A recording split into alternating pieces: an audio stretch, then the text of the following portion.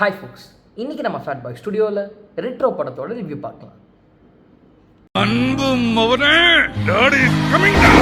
யாரா அந்த அமிதாப் மாமா? இங்க ஸ்டைலா காஸ்டியூம் போட்டு சூப்பரா நிக்கிறாரே, இவர் தான்டா எங்க அமிதாப் மாமா. இது வரைக்கும் இவரை முறைச்சிட்டு எவனும் உயிரோட போனதா சரித்திரமே இல்லை. சூர்யா அவரோட லவ், அதாவது பூஜா ஹெக்டேவை தேடி ஒரு ஐலாண்டுக்கு போகிறாரு. அங்கே போனால் அங்கே ஆல்ரெடி பிரச்சனை, இவரை தொடர பிரச்சனை. இத்தனை பிரச்சனைக்கு மத்தியில் த ஒன் சூர்யா என்ன பண்ணார்? ஊரை காப்பாற்றினாரா, அவரை காப்பாற்றினாரா, ஹீரோயினை காப்பாற்றினாரா? இந்த படத்தோட பாசிட்டிவ்ஸ் அப்படின்னு பார்த்தோன்னா, ஃபர்ஸ்ட்டு சூர்யா அவர் கொடுத்துள்ள நீட்டாக பெர்ஃபார்ம் பண்ணியிருக்காரு. ஒரு சீக்வன்ஸ்லையும் அவர் தான் படத்தை மொத்தமாக கேரி பண்ணி கொண்டு போகிறாருன்னு சொல்லி ஆகணும். கண்ணாடியை பார்த்து எப்படியா சிரிச்சிட மாட்டோமான்னு கஷ்டப்படுற இடமா இருக்கட்டும், பூஜா ஹெக்டேக்காக ஒரு இடத்துலையும் ரொம்ப ஏங்குற இடம், அது மட்டும் இல்லாமல் அவங்க கோச்சிட்டு போகும்போது அவர் காட்டுற ஒரு டிரான்ஸ்ஃபர்மேஷன், படம் ஃபுல்லாக எக்கச்சக்க ஷேட்ஸு எல்லாத்துலேயும் சூப்பராக பெர்ஃபார்ம் பண்ணியிருக்காரு. அடுத்த ப்ளஸ் பாயிண்ட், அதாவது செகண்ட் ஹீரோனே சொல்லலாம், சந்தோஷ் நாராயணோட பிஜிஎம் மியூசிக் தாங்க. என்ன ஒரு ஸ்கோரு, என்ன சாங்ஸ், எல்லாமே பர்ஃபெக்டாக பக்காவாக இருந்துச்சு. அண்ட் அதுலேயும் கனிமா சீக்வன்ஸ்லாம் பிளாஸ்ட்டு. அண்ட் ஒரு லூஸ் யோர் மைண்ட் அந்த மாதிரி ஒரு ட்ராக் இருக்குது, அதுவும் வேறு லெவல் ட்ராக்கு. தோ ஒன்னோட பிளேஸ்மெண்ட் கொஞ்சம் பெட்டராக இருந்திருக்கலாம், ஆனால் மற்றபடி எல்லாமே வேறு லெவல். அண்ட் கண்ணாடி பூ ஹேஸ் மை ஹார்ட். அடுத்த ஹைலைட் அப்படின்னு பார்த்தோன்னா, ஒரு 15 to 20 minutes single short sequence வருது ஃபர்ஸ்ட் ஹாஃபில். அது படமாக்கப்பட்டிருக்க விதம் உண்மையிலேயே நம்மளை ஒரு மாதிரி பிரமிக்க வைக்குது. எப்படி தான் இதை கன்சீவ் பண்ணியிருப்பாங்க? ஏன்னா அந்த சீனில் வெறும் கான்வர்சேஷனோ இல்லை ஒரு ஃபைட்டோ லவ்வோ டான்ஸோ இது எல்லாமே இருக்குது.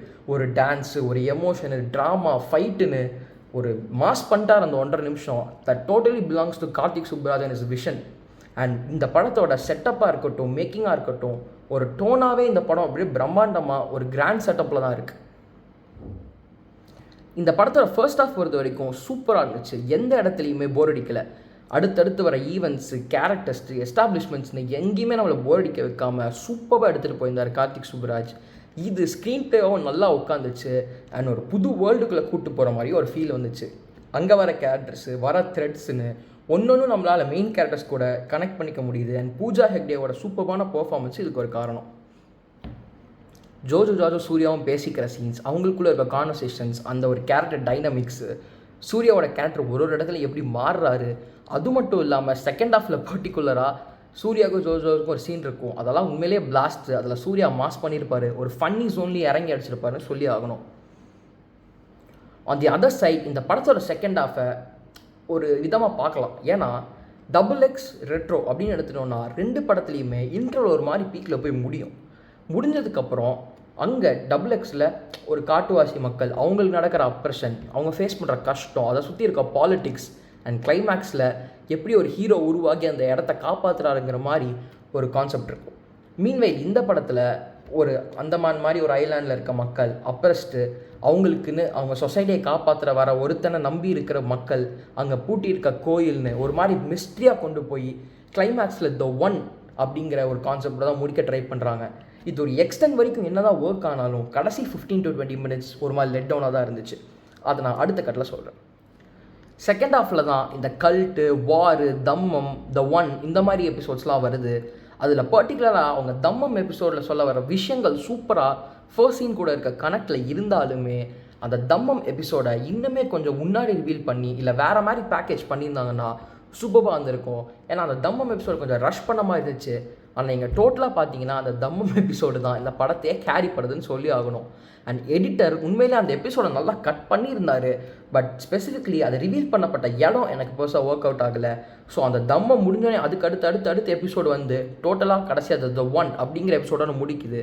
ஆனால் அந்த த ஒன் எபிசோட் நம்ம முடியும்னு நினைக்கிற விதத்தில் முடியலை. அதுதான் எனக்கு ஒரு சின்ன டிசப்பாயின்மெண்ட். கார்த்திக் சுப்புராஜோட படத்தோட எண்டிங்ஸ் எப்பவுமே ஒரு மாதிரி டிஃப்ரெண்ட்டாக கோக்கியாக தான் முடிப்பார்.